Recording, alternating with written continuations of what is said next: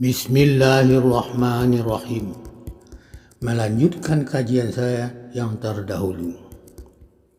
5. Nyolimpan sifatnya yang bernama sami kepada diri kita nambatin. Mangko ayat itu bernama sami'un yang menanga nan menanga Allah. Di mana dinyatuannya sami'un yang menanga nan menanga Allah di tubuh kita nang kasa tampi di telingu. Mangko menanga lah kita dengan pendengar Allah. 6. Nyolimpan sifatnya nan bernama basir kepada diri kita nan batin. Mangko ayat itu bernama basirun yang mulia nan mulia Allah. Di mana dinyatuannya basirun yang mulia nan mulia Allah di tubuh kita nan kasa tampi di mata. Mangko mulia lah kita dengan mulia Allah.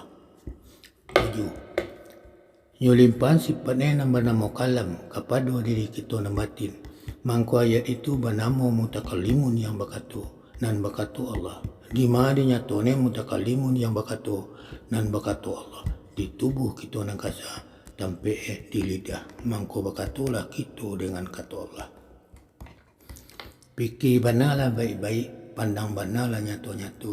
Kok nyo ambil sifatnya ketujuannya, arti pakai zatnya kesaduannya, satu pun tak ada di kita. Barakat jabari yakni lukisan juga gambaran.